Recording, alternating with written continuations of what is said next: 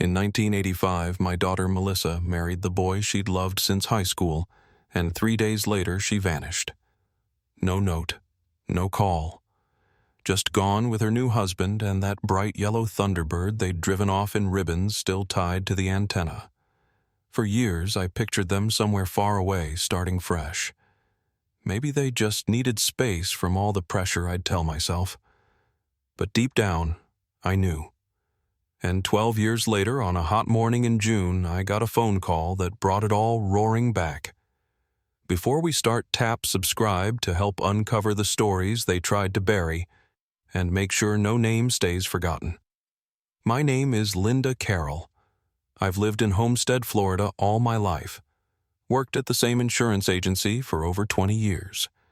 Folks knew me as dependable, quiet. The kind of woman who brought lemon bars to church socials and never missed a food drive. I raised Melissa on my own after her father passed when she was still a toddler. It wasn't easy, but we were close. We shared a little 2-bedroom house near the old canal. Every inch of that place carried our life photos taped to the fridge, her choir medals hung by the stairs. She was everything to me. By the time she turned 24, Melissa was working part-time at a local dentist's office and volunteering at the food pantry on weekends. Sweet, steady. She didn't chase trouble. She didn't ask for much. So when she started seeing Brandon Whitmore, well, I was cautious. The Whitmores were a different world. Moneyed, sharp-tongued. Gregory Whitmore, Brandon's father, ran one of the biggest real estate companies in South Florida. Drove a Mercedes, wore tailored suits even in July heat. He shook your hand like he was doing you a favor. Brandon, though, he was polite, brought flowers, called me ma'am. I could tell he loved her. Still, I knew how men like Gregory looked at girls like Melissa, girls from modest homes raised by mothers who wait tables or process claims forms. But Melissa believed love could bridge anything. And Brandon seemed to believe it too. They got married on a warm Sunday afternoon in June, just a small gathering at the First Baptist Chapel with cake and lemonade in the rec hall afterward. Gregory insisted on giving them that Thunderbird as a wedding gift. Made sure the press snapped photos of him handing over the keys, standing beside Brandon like a man sealing a deal. 3 days later, they were gone. At first, the police told me not to panic. Young love, they said. Probably ran off for a little honeymoon. But as the days turned into weeks and the mail kept coming unopened and Melissa's paycheck sat unclaimed at the dentist's office, I stopped listening. I kept her room the same. Couldn't bring myself to box up her things. Every holiday I'd hang a stocking for her. Every birthday I'd bake her favorite chocolate cake and leave it out just in case. By 1997, 12 years had passed. People stopped asking. The police had long moved on. Even some of my own friends gently suggested I do the same. I didn't argue, but I never stopped hoping. That morning I was at Walmart pushing my cart through the produce aisle. I just picked out some tomatoes and was reaching for a bag of oranges when my cell phone rang. I remember fumbling through my purse, nearly dropping the fruit before I got it to my ear. "Mrs. Carroll," the voice said, calm but direct. "This is Detective Jason Pram with the Homestead Police Department. I need to ask, where are you right now?" I told him I was at Walmart doing my shopping. Then he said something that made the air go still around me. "There's been a development in your daughter Melissa's case. We've recovered a vehicle from the Everglades, and we need you to come identify it." I didn't ask which vehicle. I didn't have to. I left the cart right there in the aisle and walked out of the store without saying a word. And as I drove toward the park, past the palms and gas stations and quiet neighborhoods, I felt it. That old feeling. The one I'd pushed down for 12 long years. It was back. And this time it wasn't letting go. The parking lot at Everglades National Park was already crowded by the time I arrived, ringed with police cruisers and wildlife vehicles, the kind with swamp tires and park insignias on the side. I don't remember where I parked, just that my hands were shaking as I stepped out, and the humid air hit me like a wall. Flashing lights bounced across the pavement, casting long, warped shadows. I spotted a flatbed trailer near the center of it all, and I knew before I saw the license plate. That was the car. The yellow Ford Thunderbird, still dripping with black water and tangled with strands of algae, looked like something dragged up from another world. The windows were clouded with silt. The paint was mottled and peeling, but I recognized it. Of course I did. Gregory Whitmore had made sure we all saw him hand it over at the wedding, his grand gesture to show what a generous man he was. Now it sat like a ghost in the middle of a federal lot. A man in plain clothes stepped toward me. Early 40s, kind eyes, shoulders a little hunched from carrying too many stories. He introduced himself as Detective Jason Prom. He asked if I could identify the car. I didn't have to speak. I just nodded. That was it. He said there were some folks I should meet and motioned toward a small group of young people in University of Miami shirts, standing near a ranger's truck with clipboards in hand. One of them, a boy named Jake Morrison, told me they'd been studying satellite imagery, trying to track land shifts in the marsh over the decades. He handed me a photo, grainy and gray, with a yellow smudge near a dark basin. Said when they enhanced it, they could see it was a vehicle. Their professor remembered the case from the 80s and called it in. Detective Prom stepped in again. He said the spot where the car was found was deep, far off the grid, submerged long enough to lose any trace of surface evidence. It had taken 4 hours to retrieve. Sonar divers, marine recovery, even a chopper to lift the wreck onto the trailer. When he said the words out loud, recovered from the Everglades, something shifted in my chest. I'd always pictured them gone, maybe on the road, maybe hiding out. I never imagined the earth itself had swallowed them. That's when the Whitmores pulled in. Gregory got out first, still dressed like he was heading to a board meeting. His wife Eleanor stayed a step behind, expression-tight pearl earrings catching the morning light. Their youngest, Daniel, trailed them, older now, mid-30s maybe, but still with that same uncertain look in his eyes. They didn't say a word to me at first, just stared at the car. Then Gregory said, "That's the Thunderbird. I had the license plate custom-ordered FTB 1985. His voice echoed too loud across the lot like he wanted everyone to hear. I stepped closer to the detective, asked what they'd found inside. He didn't flinch. Told me there were no remains, no blood, just water damage and decay. But there was one thing a silver lighter. An officer brought it over in a plastic bag, and Gregory reached into his jacket and pulled out an identical one. We bought them together, he said, Christmas before the wedding. His wife didn't look at the lighter. She looked at me. Her mouth opened like she wanted to ask something, but nothing came out. The detective's voice changed then, firmer. "We don't believe this vehicle ended up here by accident," he said. "We're treating this as a potential crime scene. You could feel the temperature shift." Eleanor's hand flew to her chest. Gregory scoffed. "So you're wasting taxpayer money on some wild theory." He turned to Daniel, lowered his voice just enough that I still heard every word. "This is why you don't marry beneath you. Poor girls ruin everything."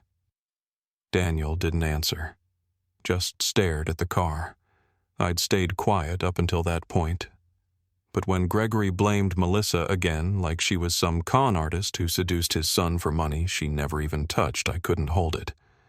I reminded him that Melissa was the one with a church choir ribbon, not a trust fund.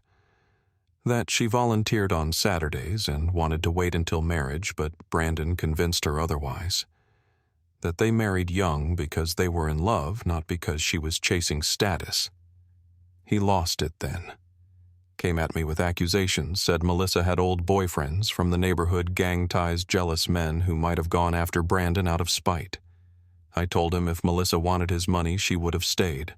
She wouldn't have disappeared with his son. He stepped toward me, his face inches from mine. Hands clenched. For a second, I thought he might actually hit me. But then the detective stepped between us. "That's enough," he said. "Both of you." He walked me away from the commotion back toward the edge of the lot. "I know this is hard," he said, "but don't let him get to you." I nodded, but my whole body felt hollow. I could still see the car through the trees, still see Gregory gesturing wildly at the officers trying to take control of the scene. I drove home in silence. The moment I stepped through the front door, the air in the house changed. The quiet wasn't peaceful anymore. It was thick, expectant. I stood there not sure what to do next. Then I walked down the hall and opened Melissa's door. It smelled like time, dust and age. The wallpaper we picked out small blue flowers was peeling at the corners. Her dresser was still cluttered with makeup trays and bobby pins. Her sundress, the one with the yellow sash, hung over the desk chair like she'd just taken it off. I opened the windows, let the light in. Then I brought up some boxes from the garage and started packing. If the police were going to look into this again, they might need her things. It took hours. Her closet had been left untouched since she disappeared. Every blouse, every skirt carried a memory. Tucked on the top shelf, I found something unexpected: a men's watch, a cologne bottle, a University of Miami sweater. Brandon's things. I boxed them up separately, labeled the carton with his name. I figured someone from the Whitmore house could take them. It was the right thing to do. I loaded the box into my trunk and drove across town to their gated estate in Gables Estates. I didn't expect to see anyone, just wanted to leave the box with the staff and be done. But as I pulled in, Gregory stepped out from the garage. He saw me and scowled. "What are you doing here?" he said. "You're not welcome on this property." I told him I was just returning Brandon's things. He pointed to the ground. "Leave it there," he said. "Someone will handle it." Then he walked past me to his car. As he backed out, he rolled down the window. "When I get back, I don't want to see you or that car anywhere near this house." I almost left the box on the pavement. Almost. But something in me resisted. I picked it back up and walked to the front door. Daniel answered. He looked surprised, but not unkind. "Come in," he said. "Actually, there's something you should see." He led me upstairs to Brandon's old room. Eleanor was there too, sitting beside a half-packed box. Her face looked softer than I remembered, tired but not hard. "We've been going through his things," she said. It felt like time. On the desk, Daniel showed me a small velvet box. Inside was a lace lingerie set, expensive, delicate, untouched. There was a card tucked into the lid. From Otis, it read in bold handwriting. None of us recognized the name. Not me, not Eleanor, not Daniel. If Brandon saw this, I said, why would he keep it? Daniel nodded. That's why we thought the police should see it. We packed it carefully and drove together to the station, and that's where things started to unravel. Not quickly, not all at once, but something in me had shifted just slightly, and I couldn't shake the name. Otis. I didn't know it then, but that name would change everything. The officer who took the evidence that day couldn't have been more than 27. His badge read Martinez, and he wore those pale blue latex gloves like he'd just finished a training session on how to handle delicate material. He was polite, careful, methodical as he placed the velvet box into a sealed container, logged the card, examined the tags on the lingerie. Said he'd pass it to Detective Prom first thing. Said they'd dust for prints, check local records, reach out to the boutique where it had been purchased, Eloise in Coral Gables. Some of those high-end shops keep client logs going back years, he explained. We might get lucky. I nodded. It was the most hope I'd had in a long time, and still something about the way Gregory stood just behind us, checking his phone every 20 seconds, made my skin crawl. He wasn't asking questions, wasn't pressing for answers, wasn't showing concern, just impatient like he had somewhere else to be. Daniel kept glancing at his father's phone, too. The calls kept coming. Gregory would silence them before the first full ring like he was waiting for something specific, but hadn't gotten it yet. Martinez noticed it, too. At one point he offered, "Sir, if that's urgent, we can give you a moment," but Gregory just waved him off. "It's business," that's all he said. When we were done filling out the forms, Gregory turned to leave, already fishing for keys, ready to disappear again. Daniel reminded him that we still had boxes to finish. Brandon's room wasn't fully packed yet, and I hadn't taken Melissa's keepsakes home. Gregory shrugged. "She can follow us back. I've got to get to the office." And just like that, the day split in two, Gregory off in one direction, me and Daniel in the other, only he didn't get far. Gregory asked for Daniel's car, said he'd drive himself. As Daniel handed him the keys, another set slipped loose an old keychain, maybe 6 or 7 keys, one of them labeled with faded black marker. I saw the letter O first, then maybe an I, but Gregory grabbed it fast, stuffed it in his jacket before I could read the rest. "Just keys to the storage units," he muttered. "Nothing you need to worry about." He walked off before either of us could ask more. On the drive back to the Whitmore house, Daniel sat in the passenger seat of my Civic Eyes on the road, but not really seeing it. "He's been like this for years," he said. "Since Brandon disappeared. Shut down. Obsessive about work. Quick to anger. It's just how he is now." I didn't say anything. There was nothing kind I could say. We pulled into the driveway, the late afternoon sun bouncing off the tiles of their roof like it always did. The Whitmore's driver, Ray Delane, was standing by the garage. Daniel introduced us, said he'd worked for the family for over a decade. Ray smiled politely, shook my hand, called me ma'am in that easy way older Southern men do. Said he was headed back to the office to retrieve Gregory's Mercedes. "You know how he is about that car," he added with a grin. "No one else drives it if he can help it." He left in Daniel's BMW, and the moment he disappeared down the road, the estate felt eerily still again. Inside, Eleanor was finishing up a final box of Melissa's things, hairbrush books, a few pieces of jewelry. She handed it to me quietly. "I kept these separate," she said. "Didn't feel right packing them in with everything else." Then she paused. Her expression changed, less composed than usual. "I'm sorry for how Gregory treated you earlier," she said, "and for how he's always treated you. We both lost children. I should have understood that sooner." I nodded. That was all either of us could do. Just as I turned to leave, Daniel stopped me. "There's one more thing," he said. He stepped toward Brandon's desk and picked up the velvet box again. "It's been bothering me since we found it."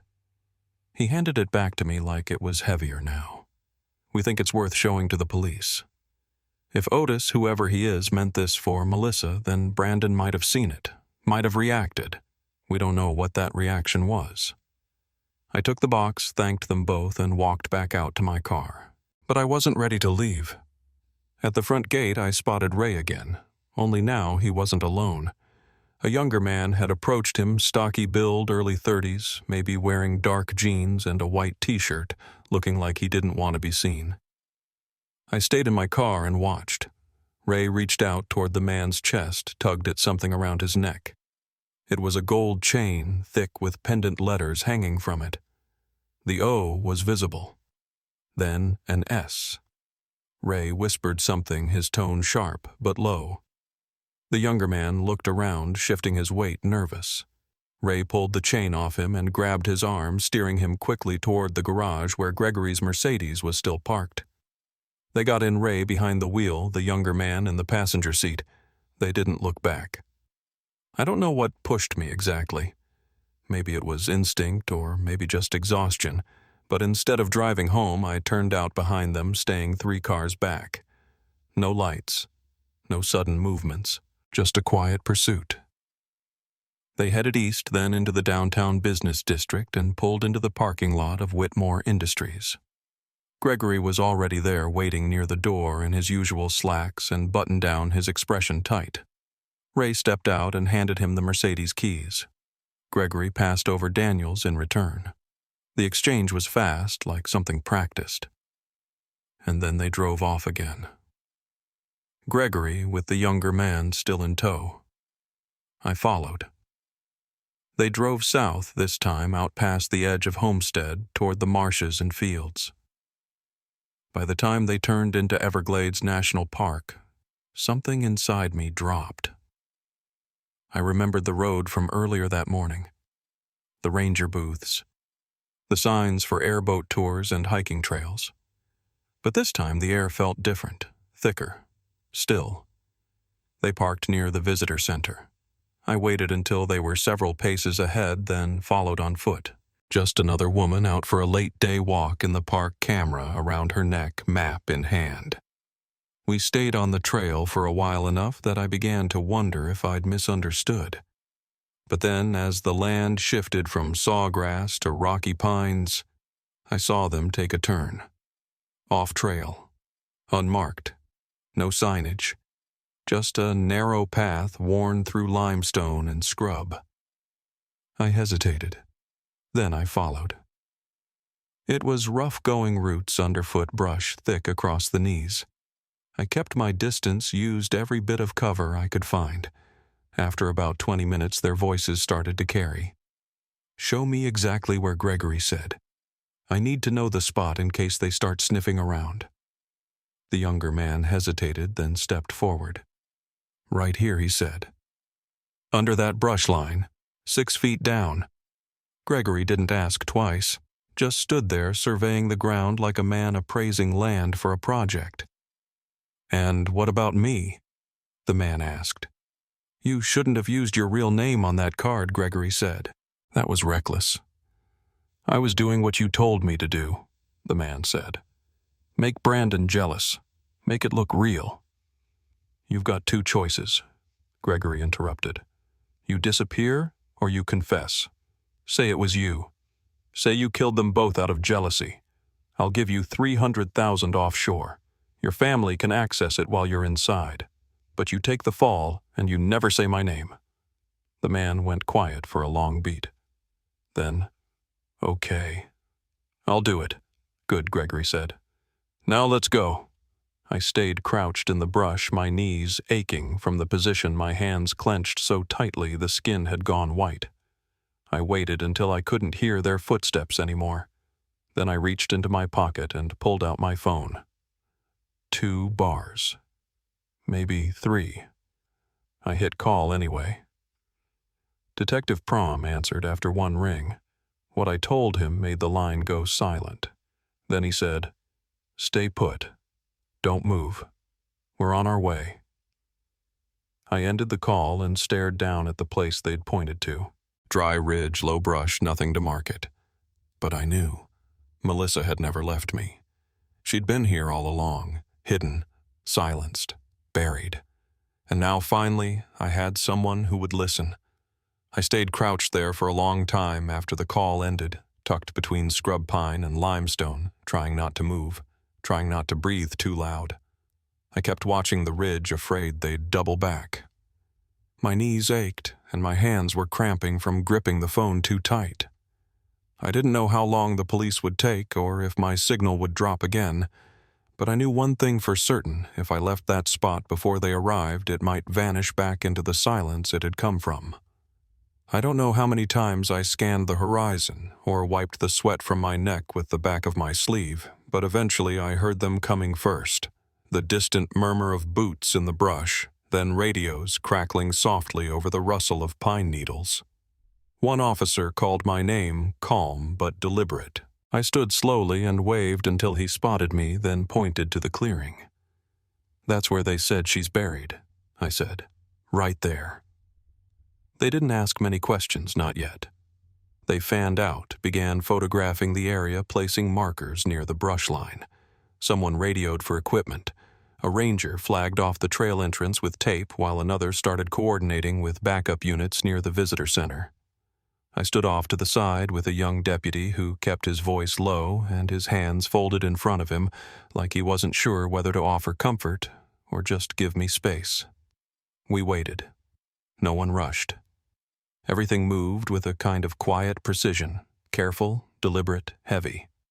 Then I saw a patrol car pull in fast and brake hard across the gravel. Gregory stepped out before it fully stopped, chest heaving, red in the face. He pointed across the lot. "She followed me," he shouted. "This woman's been harassing my family for years." 2 officers stepped between us as he kept talking. I didn't answer. I just kept my eyes on Detective Prom as he arrived on foot from the South Trail, sweat on his collar notepad already in hand. He walked up and motioned me away from Gregory. "Tell me exactly what you heard," he said. So I did, word for word. What Gregory told that man Otis, he called him, about burying Melissa, about the money, about blaming it all on jealousy. I described the exact ridge, the angle of the ground, the brush type, every detail I could recall. Pram just nodded, jotting notes. "We've already got a unit bringing Otis in for questioning," he said. "Ray's in custody, too." Gregory kept protesting loudly nearby, insisting he was there to mourn his son, that he didn't even know Otis. Then something shifted. An officer held up a small object, keys dropped on the ground near Gregory's car. One of them had a tag on it, handwritten in fading black marker. OIS. Pram picked it up and asked calmly, "Mr. Whitmore, why is your keychain labeled with the name of someone you claim you don't know?" Gregory didn't answer, just stared at the ground. Eleanor and Daniel pulled into the lot moments later, both of them stepping out as officers raised their hands to hold them back. "We got a call," Daniel said. "What's going on?" Pram walked over, explained the situation quickly, clearly. Daniel looked like he'd been punched. Eleanor reached for his hand. She didn't say a word. Her gaze never left her husband. A few minutes later, officers escorted Gregory and Otis into separate patrol cars. Otis said something as he passed, loud enough for us all to hear. "You still owe me that money," he called out. "We had a deal." Gregory didn't turn to look at him, didn't say anything, just kept his eyes forward as they cuffed him. At the station, it was chaos. Phones ringing, doors opening and closing in sharp intervals, the printer near booking ticking through intake sheets like clockwork. Ray Delane was already there, seated near processing, looking 10 years older than he had just that morning. I walked past without speaking. I wasn't angry. I just had nothing left to say. Detective Prom led me into a side room with old acoustic panels on the walls and a chipped water cooler in the corner. He offered me a seat, a paper cup of water, and a pause long enough for me to catch my breath. Then he took my statement. Start to finish. The phone call at Walmart, the discovery of the car, the fight in the parking lot, the boxes, the velvet lingerie, the name, the necklace, the drive to the office, the path through the Everglades. I repeated it all slowly, careful not to lose anything in the telling. When I was done, he closed his notebook and leaned forward. "Otis is talking," he said. "And you were right." He didn't look away when he said it, just kept his voice steady, his hands folded. Gregory had hired Otis back in 1985, told him to make Melissa look unfaithful, stir up doubt, push Brandon to reconsider the marriage. When it didn't work, when Brandon and Melissa eloped anyway, Gregory escalated. He sent Otis and Ray to follow them. Their honeymoon spot was a rented beach cottage in Dania Beach. That's where it happened. Otis lured Brandon out one evening. Ray went in. Melissa never had a chance.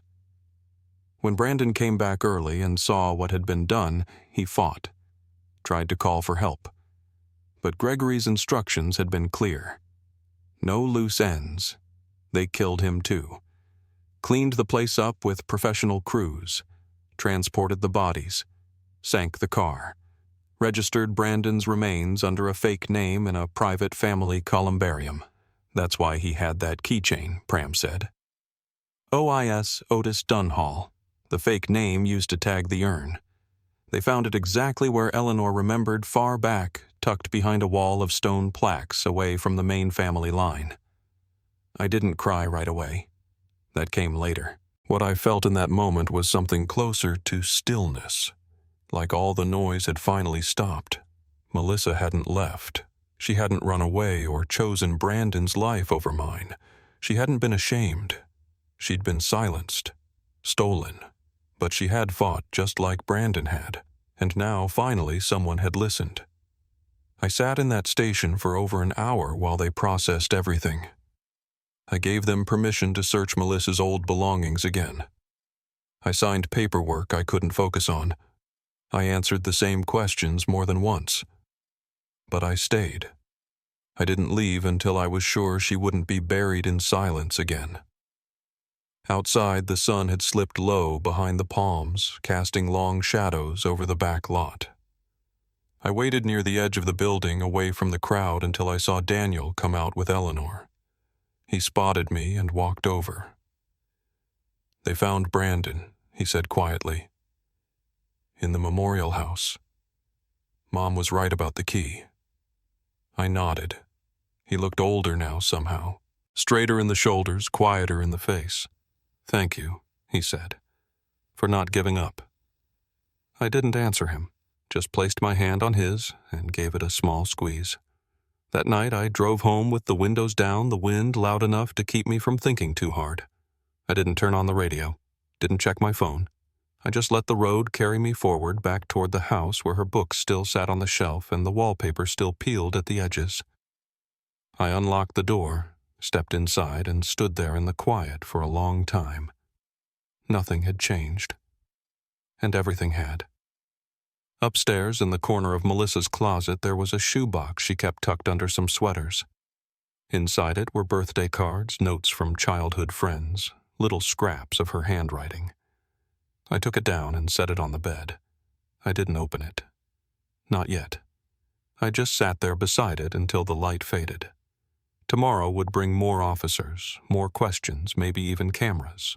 But for that night, I let the silence settle. Let the house breathe again. Let her memory live without the weight of doubt pressing down on it. And then I turned off the light. I didn't sleep much that night. I'd been awake through worse before, but this was different. The house didn't feel empty exactly. It just felt paused, like something was waiting to be named. I kept the lights off, sat at the kitchen table for a while with a mug of tea that went cold before I remembered to sip it. Around 3 a.m, I found myself back in Melissa's room. Not cleaning this time, just standing there, watching the pale shape of her sundress folded across the desk chair, like it might rise any second with her still in it.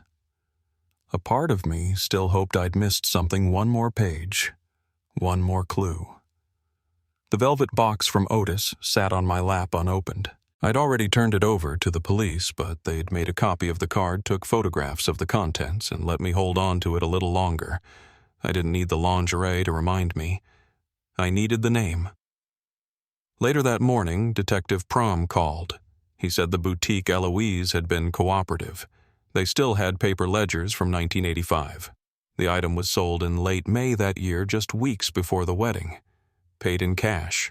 No shipping address. But the clerk who sold it had written down a name for the receipt, Otis Dunhall. Pram said the handwriting matched the signature on the card almost exactly. He didn't call it a breakthrough, but I could tell it meant something. Every time that name came up, the air around the case shifted slightly. Not louder, just sharper. I asked him quietly if Otis had said anything else, about why he kept the card, why he used his real name. Pram paused for a second before answering. He says Gregory told him to make it believable, he said. Send a gift. Play the part, but not to sign it. Otis claimed he forgot, said he panicked and left it in Brandon's closet instead of throwing it away. But the truth was, it wasn't the gift that told the story. It was the fact that someone, whether Brandon or Melissa, kept it, held on to it, tucked it away in the back of the closet instead of tearing it up. That detail stuck with me, not because it changed what had happened, but because it meant that in the final weeks before they disappeared, something had already shifted behind closed doors. Daniel called not long after, said he and Eleanor were organizing more of Brandon's boxes. There's not much left, he said, but I thought you might want to look through the last of the things from the beach cottage. It took me a moment to remember Melissa and Brandon had honeymooned at a rental in Dania Beach just north of Miami. No one knew much about it. Gregory had made the arrangements according to what Brandon told Melissa. He said it was a gift she once wrote in a note to me. Our own little hideaway by the ocean. I agreed to meet Daniel at the house later that afternoon. When I arrived, he was already in the garage, sorting through a few plastic bins. A light breeze lifted the smell of sea salt from somewhere nearby. It must have caught in the fabric of one of Brandon's shirts. Daniel handed me a sealed envelope. This was mixed in with the maps and travel brochures, he said. Doesn't look like it was ever mailed. I took it from him. The handwriting on the outside was Melissa's. It had my name on it. No address, just Mom. I didn't open it right away. I walked it back to my car, sat with it resting on my knees. The seal was still tucked closed, the glue never moistened. Inside a single page written in blue ink. She talked about the weather, the view from the back porch, how Brandon made her laugh every morning over burnt toast. But the tone shifted in the last paragraph. Sometimes I feel like we're being watched, she wrote. I told Brandon, and he said it's probably nothing. Still, if anything ever happens, promise me you'll look deeper. Don't let anyone tell you who I was. I folded the page carefully and tucked it back in the envelope. I knew what I needed to do. That evening I drove out to the boutique in Coral Gables. Eloise was still there, tucked between a dry cleaner and a florist, its awning a little faded, but the display window still neat. I didn't expect to find much, but I wanted to see the place myself. The woman behind the counter was maybe in her 60s. Hair pulled back in a tight bun, gold bracelet clinking softly as she set down a pair of heels on the counter. I asked about the records. She said yes, she remembered the purchase, mostly because the man who came in was nervous, kept glancing at the door. He had a photo in his wallet, she said. Showed it to her when he asked about sizes. She was young, dark hair. Soft smile, the woman recalled. I remember because he said, I'm trying to win her back. She said the photo didn't look like a girlfriend. Looked like someone who didn't know she was being watched. She offered to print me a copy of the transaction slip. I thanked her, took the paper, and left. The parking lot was half empty, the sky going gray at the edges. I sat in the car for a few minutes, the engine off the windows rolled down. I didn't cry. I didn't shake. I just stared at the printed date on the receipt, May 28th, 1985, a week before the wedding, and the name written beside the amount, Otis Dunhall. That night I pulled out the folder I kept tucked in the back of the hall closet. It held every clipping, every flyer, every photo from the original investigation, newspaper headlines, missing persons reports, even the guest list from the wedding reception. I went over each name slowly. Some I knew, some I didn't, but one stuck out to me now in a way it hadn't before. Raymond Delane, Gregory's driver. He was listed under transportation logistics. I remembered him saying something offhanded earlier in the week that he'd worked for the family for over a decade. But Melissa disappeared in 1985. That was 12 years ago. The math didn't add up. Either he'd been there longer than he let on, or he'd been around before he was ever on the payroll. I circled his name with a red pen, and for the first time in days I didn't feel lost. I felt like I'd just found something everyone else had missed. I hadn't seen the name listed on any staff documents before. No mention of Ray Delane in early statements. No driver listed for the cottage rental. Nothing tying him officially to that time, at least not on paper. But there he was in the folder from the original police file, circled now in red. And suddenly I couldn't shake the feeling that whatever role he played in the Whitmore household hadn't started with valet service or errands. It started with silence, with knowledge that was never volunteered. I looked back at the photo I kept on my fridge, the one of Melissa on graduation day, standing in front of our old car, clutching her cap with both hands. She had her entire life ahead of her in that moment, no fear in her eyes. I stood there staring at her smile, and something in me steadied. I wasn't just grieving anymore. I was searching. I went back to the police station the next morning. I hadn't been called. I just showed up. Detective Prom was there in the small conference room near the end of the hallway. He looked surprised to see me, but he waved me in. I told him about the folder about the wedding guest list and how Ray's name showed up as transportation logistics back in 1985. Pram nodded slowly, pulled his notepad closer, started scribbling as I spoke. "You're saying he was involved before he says he was," he said, "and nobody caught it. I told him it didn't make sense why a man would take a job with a family he'd only known a few years if he wasn't already connected." Pram asked if I still had the original file. I handed him the copy. He flipped through each page, his eyes narrowing. "This helps," he said. "This changes the timeline." Ray was already in holding at that point, picked up after Otis named him as part of the disposal plan. Pram told me they hadn't charged him yet, they were still verifying details, but the old records could tighten the gap. If Ray was in Florida that summer with direct access to the couple, it put him at the scene longer than he'd admitted.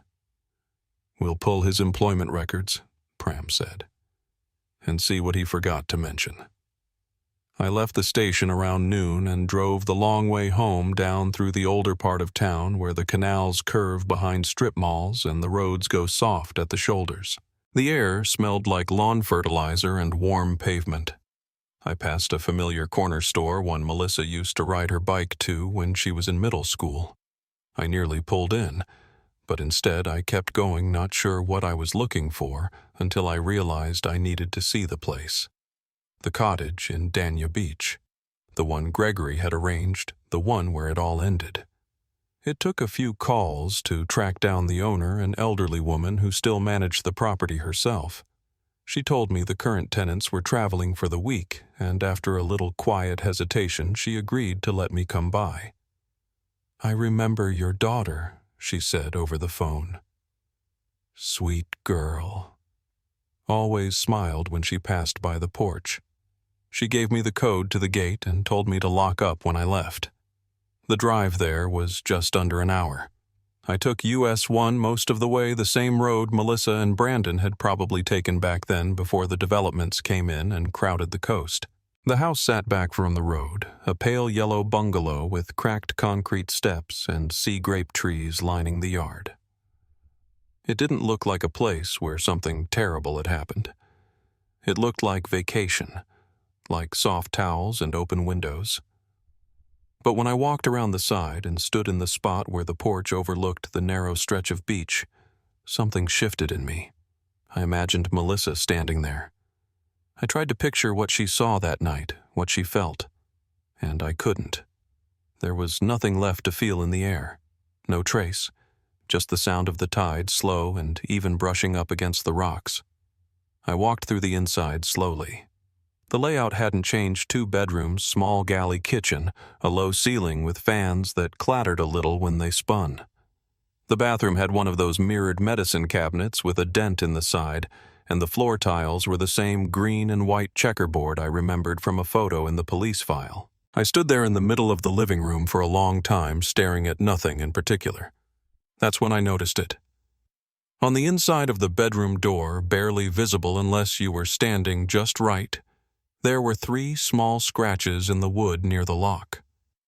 Not deep, not obvious, but there. I reached out and traced them with the side of my finger. I didn't know if Melissa had made them, but I knew someone had tried to leave something behind. I locked up and drove back in silence. When I got home, the sun had dipped low enough to throw long shadows through the front windows. I didn't turn on any lights, just dropped my keys on the counter and sat at the table. The evidence folder was still open, Ray's name circled in red. I took out the guest list again and ran my finger down each line.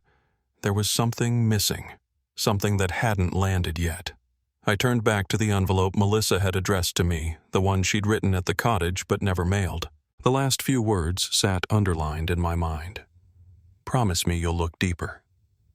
I called Prom that evening and told him about the scratches on the bedroom door. He didn't speak for a moment, then asked if I could describe them. I did. "We'll send someone," he said. "That's a detail we can't ignore." Before he hung up, I asked if Ray had said anything. Not yet, he answered. But something's coming. I can feel it. Later that night, I found myself staring at the keychain Gregory had dropped the day they arrested him. The tag had faded since then, but I still remembered what it looked like, OIS. Everyone assumed it was Otis. But what if it wasn't just a name? What if it meant something else? An acronym, a location, a coded reference. I wrote it down again in my notebook and circled it slowly. I didn't know what it meant, but I had a feeling it wasn't the only thing Gregory had left behind. It was a phone call that cracked the last layer open. Pram's voice came through the line with a weight I hadn't heard before, like whatever he was about to say, he'd already sat with it for hours.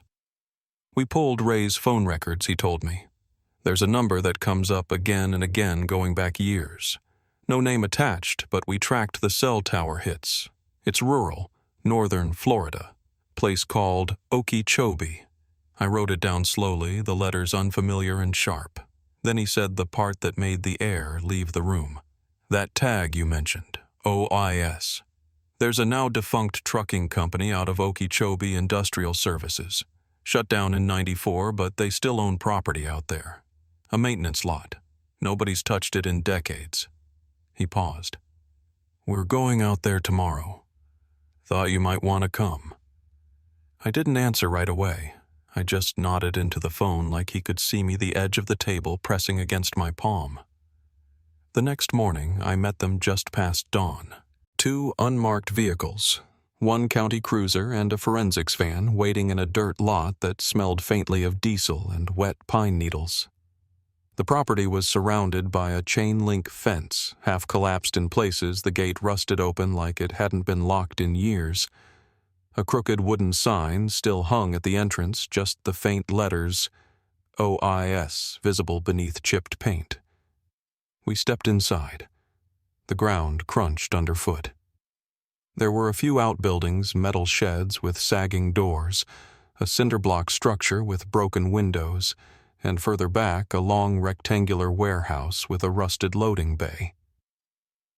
That's where the dogs alerted. Pram looked at me, then signaled his team forward. The smell hit first. Not fresh decay, older, like something left sealed for years in a damp box. The warehouse had a double door padlocked, but one officer had bolt cutters. The lock fell with a dull clink and the doors groaned open an inch at a time. Inside it was dark and still. Dust floated in thick beams through holes in the tin roof. And then I saw it. A car crushed under metal beams, its frame warped and red paint dulled to a bruised maroon. The badge on the back confirmed it. Cadillac, 1984 model. Pram's voice was low when he said it. We'll have to move the debris, but that's your husband's car. It took hours. Quiet ones. The kind where nobody speaks unless they have to. The kind where everyone's watching the same square of floor waiting for it to give something up. When they finally cut the beams and peeled back the crumpled roof, what was left inside wasn't much 2 partial skeletons, one significantly smaller than the other. Time had hollowed them out, but not erased them. There were still buttons from Brandon's shirt, a tarnished earring that had once been Melissa's, and in the rear seat, tucked against the floor mat, a small tin bracelet engraved with one word, Lucia. I don't remember sitting down, but I must have, because when Pram came over, I was already on the ground, elbows on my knees, hands locked together.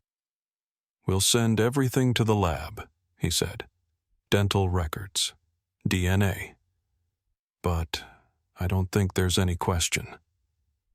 I nodded. I couldn't say thank you. I couldn't say anything. For a long time, I just stared at the bracelet.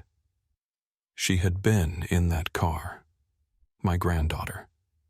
And now, even her bones were gone. Except Pram tapped my shoulder. There's something else. He led me to a corner of the warehouse where a steel cabinet stood bolted into the concrete. They'd found a key taped beneath the Cadillac's dashboard. It fit the cabinet. Inside, rows of VHS tapes. Dozens, labeled by date. Some as old as 1983. some just marked with numbers. The officers didn't touch them right away. They photographed everything boxed, it carefully marked the inventory. "We'll view them off-site," one said. But the air had already shifted again. The quiet wasn't just grief anymore. It was horror waiting to be confirmed. Later that evening, back at the station, Prom called. "We watched one," he said, voice even flatter than before. "It's them. It's Melissa. She's alive in it." I stood frozen, one hand still holding my house key in the lock. "How recent?" I asked. "It's from '86, he said. "Maybe a year after the wedding. She's wearing a red sweater. There's a man behind the camera, but we haven't confirmed who." I knew. I didn't say it, but I knew. It was Gregory. "Margaret," he said slowly. "There's something else." The tape ends with a child crying in the background. "We think based on the timestamp it's Lucia." I sank down onto the stairs outside my door. "You said there were dozens," I whispered. "Do you think any could be later than '86? There was a long pause on the line. "It's possible," he said. "We just haven't cataloged them yet." That night I didn't sleep. I lay still, not blinking, watching shadows crawl across the ceiling. Not because I was afraid, but because for the first time in 16 years I wasn't grieving the dead. I was waiting for the living. By midweek, the evidence review was underway. Pram had cleared a small room off the main precinct floor. No windows, just a long table, a VCR, and a heavy sense of hesitation. They'd gone through 3 tapes so far. One showed Melissa tied to a chair, speaking calmly into the camera. Her eyes kept drifting to someone off-screen. Another showed her sitting with Lucia in her lap, brushing the little girl's hair, while classical music played in the background. She looked older in that one. Maybe 19. Her hair was longer. The third tape was the most recent so far, dated 1990. Lucia would have been around 5. They were in what looked like a basement with cinder-block walls and a single overhead bulb. Melissa was reading aloud from a children's book, the kind you'd find in any preschool. She paused, once looked up at the camera and whispered, "Please don't stop recording." That was the last thing she said. The techs were going frame by frame through the footage now, trying to identify anything that could pinpoint a location, wall markings, light switches, even the grain of the flooring. I stayed quiet for most of it. I just watched. Every time Melissa looked into the lens, it felt like she was looking through time, through space, through whatever grip that man still had on her. Her voice hadn't changed. Not really. You could hear the same tone she used when she used to practice spelling lists at the kitchen table. Even under fear, she hadn't forgotten who she was. Pram came in after lunch with an update. "We've matched one of the interiors to a known property," he said. "Belongs to Micah Delane, Ray's nephew. Same family, same name on the old trucking records." I blinked. "Where is it?" I asked. "North Georgia," he said. "Near Blue Ridge. Isolated." They moved fast after that. Pram coordinated with local law enforcement. The cabin was in a rural parcel barely accessible by paved road. Warrant was secured just before dawn. I didn't go with them. I waited in the station. Hours passed. Every few minutes, someone walked briskly through the hall, a radio clipped to their shoulder, low static trailing behind them. It wasn't until nearly 5 in the evening that Prom walked back in. He didn't say anything at first, just sat across from me and placed a small object on the table. A child's shoe, pink canvas, worn at the toes. "She's alive," he said. "Lucia. We found her." My hands started shaking before my eyes did. He explained it slowly, giving space between each piece. "Melissa wasn't there," he said, "but the cabin was active. The fridge was stocked. There were books on the floor and someone had been doing math problems at the table. Lucia was hiding under the bed, Wouldn't come out at first, but she kept repeating your name. I reached out and picked up the shoe. The sole was half detached, the laces frayed. How old is she? I asked. 16, Pram said. Almost 17. But she's small, underweight. She hasn't been to school. No record of any kind. But she spoke clearly, asked if the lady from the picture had come to get her. We think Melissa must have told her about you. They transported Lucia to a local hospital for evaluation. I wasn't allowed in yet, but they let me stand outside the room. Through the small window, I saw her curled up under the blanket, her face mostly hidden. She looked like Melissa at that age, same dark eyes, same mouth. Her hair was longer, though almost down to her waist. A nurse sat beside her reading softly. Lucia wasn't listening. Her eyes were fixed on the ceiling. Pram stood beside me, arms crossed. We're trying to locate Gregory now, he said. Micah says he hasn't seen him in 2 years. Claims Melissa left a note last spring saying not to look, that she'd gone deeper into the mountains. But we found a backpack in the closet Melissa's ID was inside, along with a notebook. He handed me a photocopy of one of the pages. It was a list, dates, initials, times of day, like a record of movements. And at the bottom, if anything happens, show this to my mother. That night I was finally allowed in. The nurse stepped out quietly.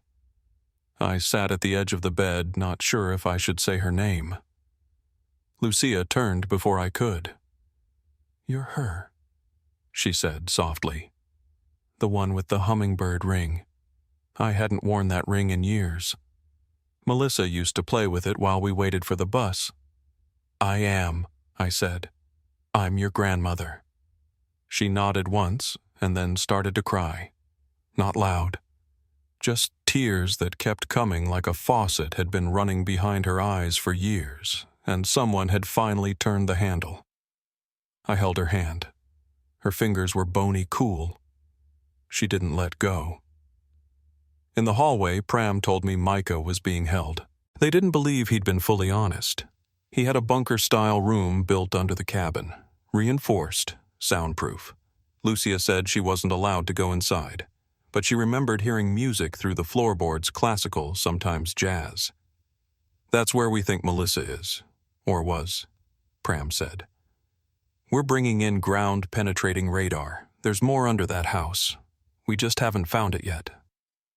He paused, then added, Lucia said something else. Said the man told her, one day your mother will take you to the sea. I closed my eyes.